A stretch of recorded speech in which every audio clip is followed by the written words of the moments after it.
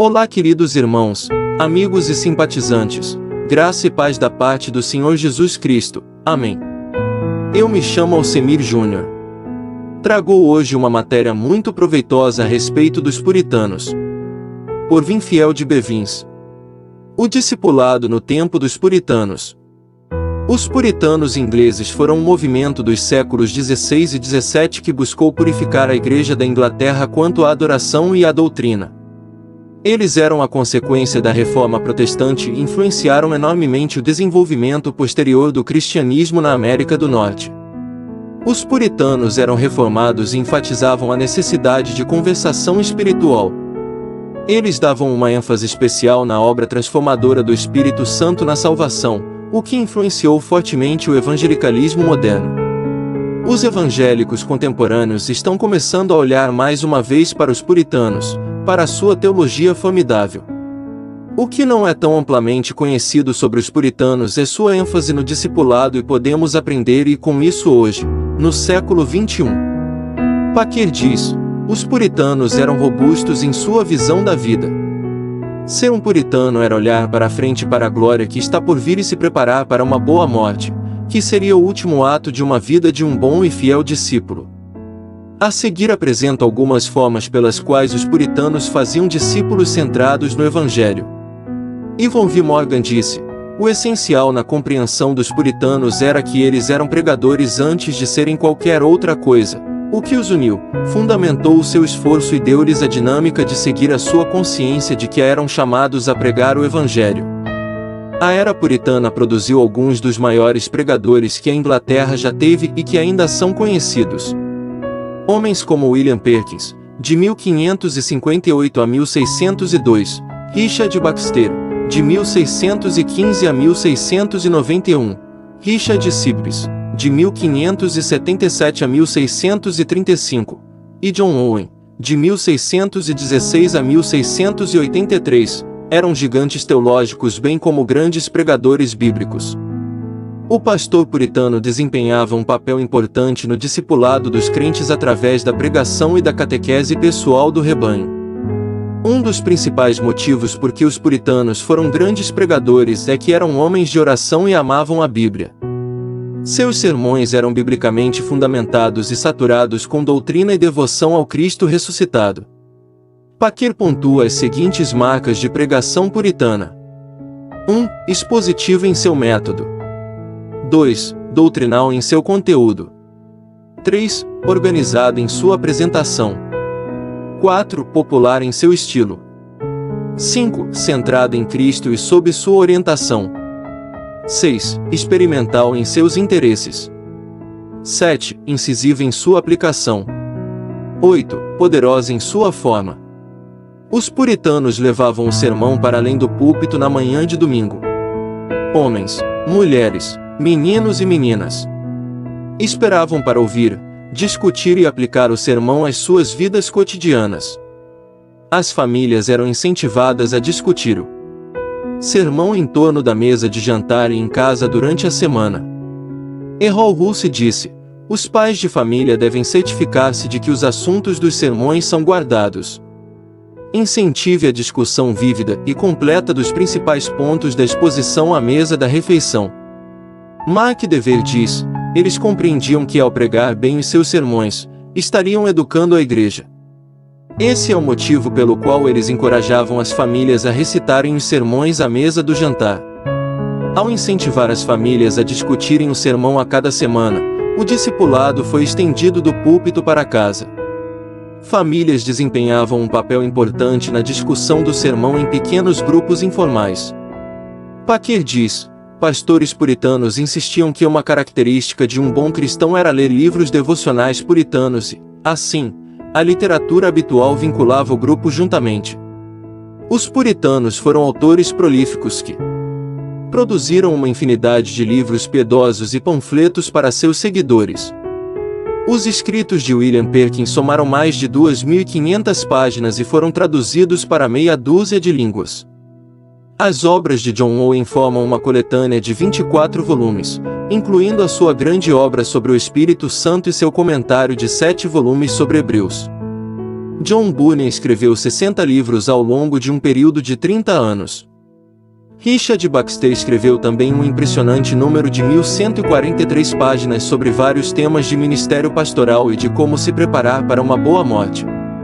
Cerca de 300 anos atrás, George Whitefield disse sobre os puritanos: embora mortos, por seus escritos ainda falam. Seus escritos ainda têm poder e influência hoje. Paquir apaixonadamente nos lembra: a sua unção continua, a sua autoridade ainda é sentida e a sua sabedoria madura dos puritanos continua a ser de tirar o fôlego, como todos os leitores modernos dos puritanos logo descobrem por si mesmos. Através do legado dessa literatura, os puritanos podem nos ajudar hoje a progredir em direção à maturidade que eles conheciam, e que nós precisamos. Catecismos e credos. Os puritanos também usaram catecismos, credos e confissões para discipular os seus rebanhos. A catequese é processo de instruir os crentes jovens e velhos nos fundamentos da fé cristã. Catecismos apresentam os resumos básicos dos ensinamentos da Igreja para assegurar que todos os membros dela compreendam os pontos essenciais da fé por si mesmos. A maioria dos catecismos geralmente tem perguntas e respostas acompanhadas de referências e explicações bíblicas. Os puritanos desenvolveram seus próprios catecismos, incluindo os Catecismos Maior e Breve de Westminster em 1640. Para muitos cristãos protestantes em todos os lugares, os catecismos de Westminster são os mais importantes e influentes de todos os catecismos reformados. Esses documentos foram escritos para proporcionar às crianças, aos novos crentes e aos membros da Igreja um resumo breve, mais completo, das doutrinas da Igreja Reformada. Os pastores puritanos encorajam os chefes de família a catequizar os membros da família em sua casa. Richard Baxter disse: convença os chefes de todas as famílias a fazer com que seus filhos e servos repitam o catecismo com ele todas as noites de sabá e relatarem para ele sobre um pouco do que ouviram na igreja durante o dia. Os pastores e puritanos visitavam regularmente os lares de seu rebanho para catequizar as famílias. Eles acreditavam que o pastor tinha a responsabilidade de ir pessoalmente catequizar os membros da igreja. Eles entendiam o significado espiritual de guardar o dia do Senhor. A Confissão de Westminster descreve o sabá da seguinte maneira: este sabá deve ser santificado ao Senhor quando os homens, tendo devidamente preparado os seus corações, e ordenado os seus assuntos comuns de antemão, não apenas observam um santo descanso todo dia a partir de suas próprias obras, palavras e pensamentos sobre suas ocupações e recreações mundanas, mas também dedicam todo o tempo em exercícios públicos e privados de seu culto e nos deveres de necessidade e misericórdia. Os puritanos podem ensinar aos cristãos contemporâneos muito sobre o descanso do dia do Senhor. Ao longo da Bíblia, Deus promete um descanso ao seu povo. A palavra bíblica para descanso literalmente significa cessar de trabalhar. O descanso é a razão pela qual Deus nos mandou guardar o sabá. Jesus disse que o sabá foi criado para que o homem possa ter descanso e não o homem para o sabá. Mesmo fazendo um bom trabalho para o Senhor pode haver uma distração, se não houver tempo para descansar. Ministros se desgastam em um nível inacreditável. Quase 90% dos pastores se sentem sobrecarregados e 50% das pessoas que entram no serviço em tempo integral saem em 5 anos. O esgotamento espiritual ocorre quando os pastores não se dão tempo para descansar de sua rotina diária. Os puritanos eram um grande exemplo para o descanso espiritual, porque eles guardavam o santo dia do Senhor. O dia do Senhor não é para a ociosidade. A observância puritana do dia do Senhor não era como um tempo de retiro solitário e inatividade, ao contrário, era um tempo gasto para fazer um trabalho espiritual, na companhia de familiares. Como Baxter disse, convença os chefes de todas as famílias a fazer com que seus filhos e servos repitam o catecismo com ele todas as noites de sabá e relatarem para ele sobre um pouco do que ouviram na igreja durante o dia. O ministério da família, por último. Os puritanos enfatizaram o valor e a importância do ministério pastoral familiar. A família cristã é uma das marcas dos tempos dos puritanos e um de seus maiores legados. Paquir disse a respeito da família puritana: não chega a ser um exagero dizer que os puritanos criaram a família cristã no mundo de fala inglesa.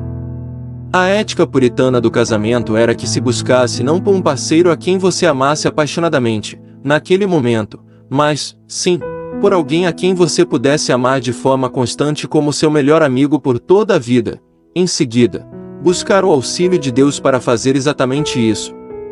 A ética puritana de criação de filhos era treinar os filhos no caminho que deviam andar, cuidar de seus corpos e almas, e educá-los para serem sóbrios, piedosos e socialmente úteis em sua vida adulta. O pastor puritano Richard Baxter sabia da importância do ministério familiar. Ele disse: nós temos que ter um olhar especial para as famílias, para ver se elas estão bem ordenadas e se os deveres individuais de cada membro estão sendo realizados. A vida da religião, o bem-estar e a glória tanto da igreja quanto do Estado dependem muito do governo e boa ordem da família. Se aceitarmos a negligência disso, arruinaremos tudo. Rogo-vos, portanto, se vocês desejam a reforma e o bem-estar de seu povo, façam todo o possível para promover a piedade na família. Os puritanos acreditavam que a sua casa era a sua igreja. Eles sabiam que a comissão para fazer discípulos começa em casa. Em seu sermão de despedida, Jonathan Edwards disse: toda família cristã deve ser como se fosse uma pequena igreja, consagrada a Cristo e totalmente influenciada e regida por suas leis. A educação e a ordem na família são alguns dos principais meios de graça. Os pais, em especial, tinham uma responsabilidade espiritual para pastorear suas esposas e seus filhos. Thomas Doolittle disse: chefes de família deveriam ler a Escritura para as suas famílias e instruir os seus filhos e servos nos assuntos e doutrinas da salvação. Portanto, eles devem orar em família e com as suas famílias. Ninguém que não deseja negar a Escritura pode negar o direito inquestionável de lermos a Bíblia em nossas casas. Os chefes das famílias devem ensinar e instruir suas famílias com a palavra de Deus. Maridos e esposas têm a responsabilidade espiritual de ajudar a discipular um ao outro. Richard Baxter falou dos deveres espirituais de maridos e esposas de um para com o outro. Uma das mais importantes tarefas de um marido para com sua esposa e de uma esposa para com seu marido é cuidadosa, habilidosa e diligentemente ajudar um ao outro no conhecimento, adoração e obediência a Deus para que eles possam ser salvos e crescer em sua vida cristã. Vigiar os corações e as suas vidas mutuamente, julgando a condição das almas um do outro, e a força ou a fraqueza do outro bem como seus pecados, graças e as falhas da vida do outro, de modo que vocês sejam capazes de prestarem um ao outro a ajuda mais adequada. Não desencoraje o seu cônjuge de instruir você, recusando-se a receber e aprender com as suas correções. Unam-se em oração frequente e fervorosa. A oração obriga a mente à sobriedade e comove o coração com a presença e majestade de Deus. Orem também um pelo outro quando vocês estiverem sozinhos, para que Deus possa fazer no coração do outro a obra que vocês mais desejam. O puritano acreditava que era a responsabilidade espiritual de um pai discipular e ensinar a seus filhos sobre a fé. Isso significava que a casa era o principal lugar onde se devia aprender sobre a Bíblia e receber instruções morais, e por isso era importante que as crianças começassem a aprender sobre Deus e sobre a Bíblia em casa. A Bíblia diz aos pais: educa a criança no caminho em que deve andar, e até quando envelhecer não se desviará dele. Provérbios 22 verso 6. O discipulado dos puritanos começava em casa, por cônjuges que se amavam com o amor de Cristo e por ensinar, amar e disciplinar seus filhos para a glória de Deus. Conclusão: para os puritanos, o discipulado era um modo de vida. Isso envolvia muitas facetas de como eles procuraram viver o Evangelho e permanecerem orientados pelas verdades da Palavra de Deus. Eles mantiveram-se sob a pregação da Escritura à medida que liam e ouviam sermões regularmente. Eles liam escritos devocionais e faziam uso de catecismos, credos e confissões de fé. Eles observavam o dia do Senhor e procuravam exemplificar o Evangelho em suas casas. Em todas essas coisas, há muito que podemos aprender com os puritanos. Que Deus nos conceda o seu zelo em nossos dias, à medida que procuramos amoldar nossas vidas para a glória dele. Esse foi mais um excelente material convertido de texto para vídeo e disponibilizado pelo canal Teologia Reformada. Nos ajude a levar materiais como esse ao alcance de mais pessoas através da sua inscrição no canal e do seu compartilhamento como outros irmãos. Deus abençoe a todos em nome do Senhor Jesus Cristo. Amém.